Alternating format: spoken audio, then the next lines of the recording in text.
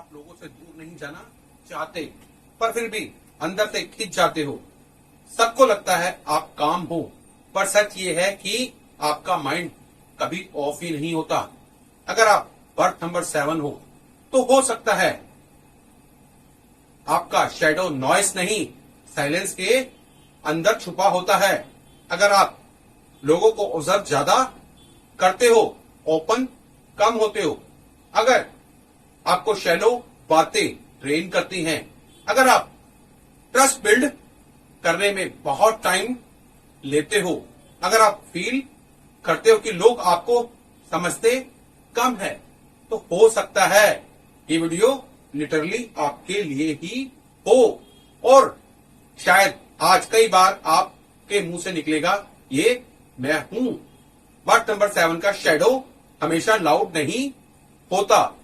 कई बार ये smart, composed, mature, spiritual या प्राइवेट नेचर के पीछे छुपा होता है। लेकिन एंड तक मैं आपको एक डीप डिफरेंस समझाऊंगा। सॉलिट्यूड और सेल्फ प्रोटेक्शन एक ही चीज नहीं होते।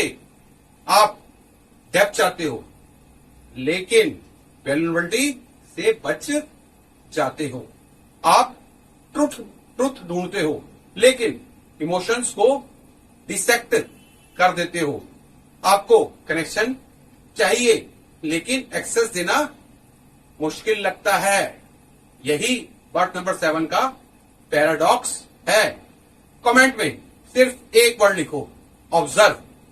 अगर आप पहले देखते हो फिर ट्रस्ट करते हो, या विड्रॉ अगर आप हर्ट होते ही अंदर चले जाते हो।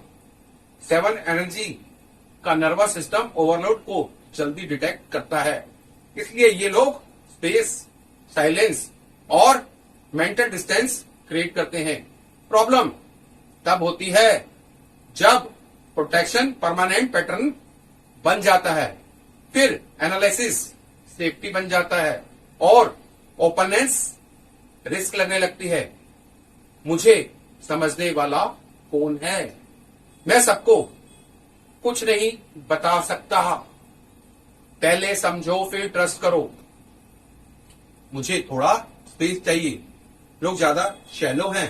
ये बर्थ नंबर 7 के हाइडन इनर्स लाइन हो सकती है। एक इंसान सब गैदरिंग में प्रेजेंट होता है, बट फुली अवेलेबल नहीं। सब उसे इंटेलिजेंट बोलते हैं, कंपोज बोलते हैं, मैच्योर बोलते हैं, पर रात को वही इंसान सोचता है काश कोई बिना एक्सप्लेन किए मुझे समझ जाता या समझ लेता। ये 7 शैडो का साइलेंट पेन है। आप डिटैच इसलिए नहीं लगते क्योंकि आपको फर्क नहीं पड़ता। कई बार आप डिटैच इसलिए लगते हो क्योंकि आप बहुत डीपली प्रोसेस कर रहे होते हो। 7 शैडो को समझने के लिए उसके गिफ्ट्स को भी समझना जरूरी है। Observation, insight, pattern reading, spiritual depth, intellectual honesty, emotional noise से डिस्टेंस और इंडिपेंडेंट थिंकिंग, ये सब गिफ्ट हेल्दी स्टेट में पावरफुल हैं। कमेंट में लिखो नीड स्पेस। अगर आपको रिसेट के लिए अलोन टाइम चाहिए, या टू मच माइंड, अगर ओवर थिंकिंग आपको खींच लेता है, आप शायद रिप्लाई डिले करते हो। आप पब्लिक में नॉर्मल और प्राइवेट में वेरी डीप हो। आपको रैंडम स्मॉल टॉक थका देता है। शैडो में person hyper analytic, emotionally unavailable, suspicious, avoidant, cynical या स्पिरिचुअली एस्केपिस्ट बन सकता है। कभी कभी विजडम के नाम पर विड्रॉल होता है, कभी पीस के नाम पर डिस्कनेक्शन होता है। अगर आपको लगता है कि आपको लोग समझते नहीं, ये आप अपना असली सेल्फ दिखाने में सेफ फील नहीं करते, तो इसका मतलब ये नहीं कि आप कोल्ड हो सकता है आपका इनर वर्ड इतना रिच है कि रैंडम एक्सेस देना मुश्किल लगता है। हेल्दी 7 सॉलिट्यूड चूज करता है ताकि ट्रूथ और सेल्फ क्लैरिटी मिले। बाउंडेड 7 सॉलिट्यूड चूज करता है ताकि पेन, रिजेक्शन और मैसी इमोशंस से बच सके। यही पूरा शिफ्ट है। एक पर्सन रिलेशनशिप में है बट फुल इमोशनल एक्सेस नहीं देता। पार्टनर बोलता है तुम हमेशा प्रेजेंट हो बट पूरे नहीं हो। 7 का शेडो इसी लाइन में पकड़ा जा सकता है। बॉडी यहां, माइंड अंदर कहीं और। क्या मैं क्लैरिटी के नाम पर डिले कर रहा हूं? क्या मैं इमोशनल रिस्क से बचने के लिए प्राइवेट बन गया हूं? क्या मैं हर्ट होने से बचने के लिए डिस्टेंस मेंटेन करता हूं? क्या मुझे समझा जाना चाहिए या मुझे खुलना भी सीखना है? बर्थ नंबर 7 का ग्रोथ पाथ क्या है?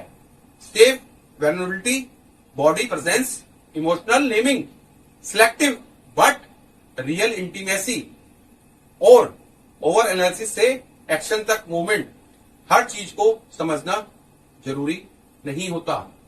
बिफोर यू फील इट, आपको नॉइस से नहीं नमनेंस से बचना है। स्पेस रखो लेकिन वॉल्स मत बनाओ। डेप्थ रखो लेकिन एक्सेस भी अलाउ करो। साइलेंस रखो लेकिन कनेक्शन से भागो मत। अगर आप वो इंसान हो जो बाहर से कंपोज्ड, अंदर से इंटेंस है, जो सब ऑब्जर्व करता है, जो ट्रस्ट को लाइटली नहीं लेता, जो हर्ट होता है तो और क्वाइट हो जाता है, तो हो सकता है बर्थ नंबर 7 शैडो को सिर्फ समझ नहीं रहे, आप उसके अंदर जी रहे हो। अगर आपको बार बार लगा ये मैं हूं तो कमेंट में लिखो मैं 7 हूं या need space not distance. Like करो, सब्सक्राइब करो और इस सीरीज को कंटिन्यू करो। नेक्स्ट वीडियो में हम बर्थ नंबर 7 के higher side wisdom, intuition, inner knowing और स्पिरिचुअल मैच्योरिटी डिकोड करेंगे। आज हमने शैडो देखा, अगली बार हम लाइट का पर्पस देखेंगे।